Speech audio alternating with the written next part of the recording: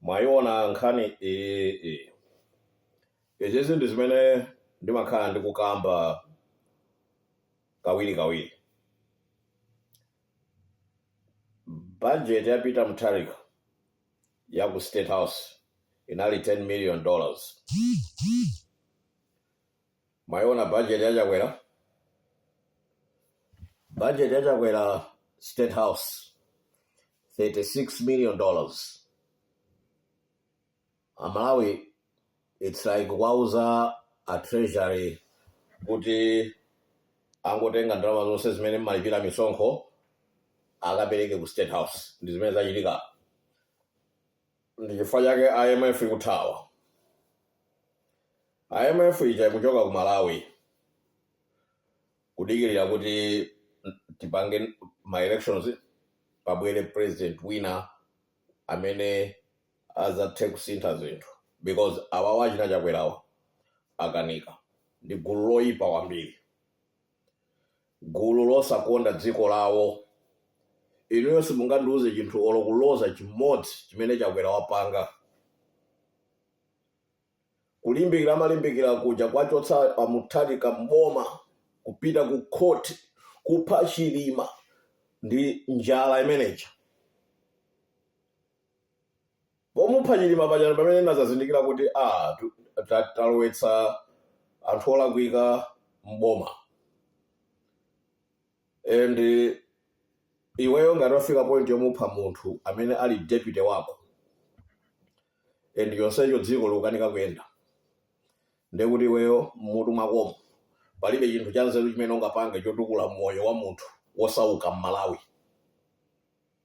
Ndiona china Chakweracha akamaona anthu osauka kumamidzi amaona ngati kuti ntchentche, anthu opanda phindu, m'malo mokuti uziti ukaona munthu akuvutika iwe uzizifunsa ngati president kuti kodi chimene ndingapange ndi chani kuti anthu awawa miyoyo yawo isinthe.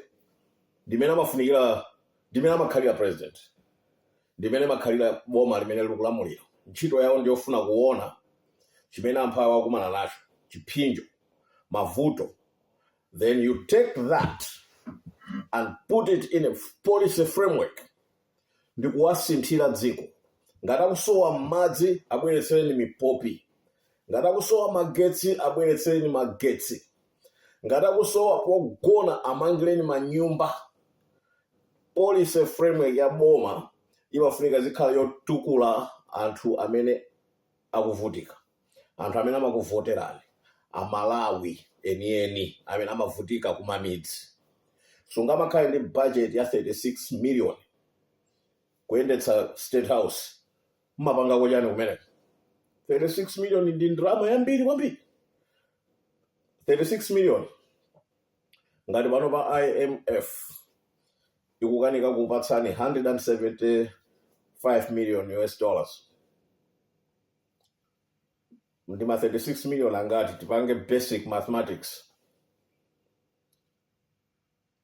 Amwene mukapanda kuchotsa Chakwera ndekuti Amalawi simukufuna kutukula dziko, because Chakwerayo I think wafikano pachapo kuti palibe so president pa Malawi amene zinthu zamuvuta waonetsa kuti alibe ndi nzeru zomwe amene angapose Chakwera. Panopa pamene zafika apa tiyene tingopanga accept kuti tili ndi president wopanda nzeru, chimwendo panda, munthu wopanda nzeru, ndipo asadzaloweso olo ndi ku parliament komwe. Mayi Catherine Kotani, amayi osaganiza opanda nzeru, speaker wa nyumba ya malamulo, ndikumakhala nawo part of this. Kupanda nzeru kumene ndiko kuti komvetsa chisoni. Sinanga anthu acho kuti timaona kuti mwina anthu awawa aliko nditi nzeru pang'ono atha kusintha dziko, koma taona ene ndalama zimene zamataka amagawana ndikumagula dzima V8. You know, it's really sad kuti tizipezeka kuti nthawi ngati inoyo tiziwera pa ma blogs, ma podcast, chani kumadandaula kuti boma sili kuyenda bwino. Nthawi inoyo ngati Africa achina Ibrahim Traore akusintha dziko lawo. Ndeno anthu akumamidzi aja akamaona president ngati Traore ndikumaona zimene akupanga Chakwera, akuona ngati kuti tonse amene timazoona anthu anzeru ku Malawi tilibe chikondi. I feel sorry. I feel sorry for the country. I wish we had the power to remove Chakwera tomorrow. Koma constitution yathu unati tipite kuma elections. Koma ineyo Chakwera panopa olopatena kuti mawa tinchotse. I'll be the first person to run kuti amene yachokedi. Chakwera afunika kunchotseratu. And tikanchotsa Chakwera amangidwe. Mwina akhale president oyamba kumangidwa ndikupempha nonse achina Kabambe kandi Peter Mutharika amene awine ukuku. Chakwera mukangompanga defeat, mmangeni munthu ameneyo. Akhale munthu oyamba ukaseva ndende chifukwa nde waononga dziko. Wapusitsa Malawi, wanamiza mtundu, wapha vice wake, kukwiya kumuopa deputy wake ndikufika point oti kumupha. Ine sinaona zinthu ngati zimene. Ine ndimangoona kuti aliyense tithaosa magwirizana a mfundo koma sitingafike point yotcholana. Ndifuna ndikuwuzeni chinthu chimodzi. Panopa anthu amene akuononga dziko, Catherine Kotani, Chimwendo Banda, Chakwera, Mumba, Army General, Police Inspector General, kagulu kakamungo kaika pamodzi chonchi. Tikangosintha boma kutsogoloko, kagulu kamene kakosera kafunika kupita kundende. Army General makamaka chifukwa chokuti kufa kwa Chilima, Army General anayikapo kono. Ndamene anapanga organize zonse, ndege inali ya Army, Intero inali ya Army. They knew kuti ndege manager simafunika kukuluka. Chimwendo Banda anali ku airport kumene kuja kukasuzumira kuti aone kuti zonse zatheka. Chilichonse chimene chinachitika nthawi imene chayi zimasonyeza kuti munthu uja anaphedwa. And plan inalipo. And plan yakanapanga ndachina Army General ina Chimwendo ndi gulu lawo. Mlandu umenewo usagone yayi.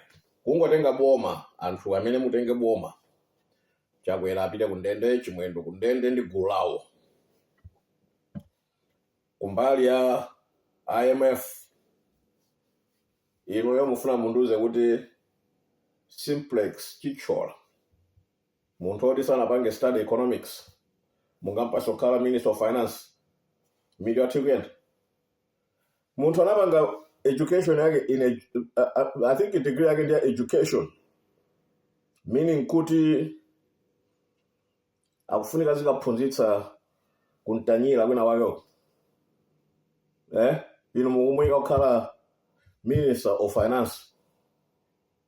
Ndikumene kuja mukayika mapanditsi ngati Bechani Chereni, anthu opanda nzeru akukanika kupanga define route yoti Malawi ingatenge economically.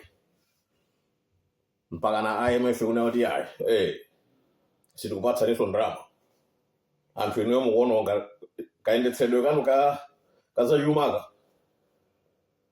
Situkaona bwino yayi. That alone tells you kuti anthu amene ali pamwamba gulu lachina Chakwera si gulu labwino. Ndi anthu oyipa. Pano pazafikano pakuti if we continue with this group, kutsogolo kuti zapezeka kuti agawana dziko licha. Tienta pano pafunika we have to stop them. Tienta atote Magabewa. Ndi chitsiru kwambiri. Chakwera ndi chitsiru, Chimwendo Banda ndi chitsiru, ndi kagulu kawo konseko, kagulu ka chitsiru. Sinaona kuti chitsiru ine kumayendesa dziko chitsiru. Stupid people. Very stupid people. You can never have stupid people to run a country. Never. Never.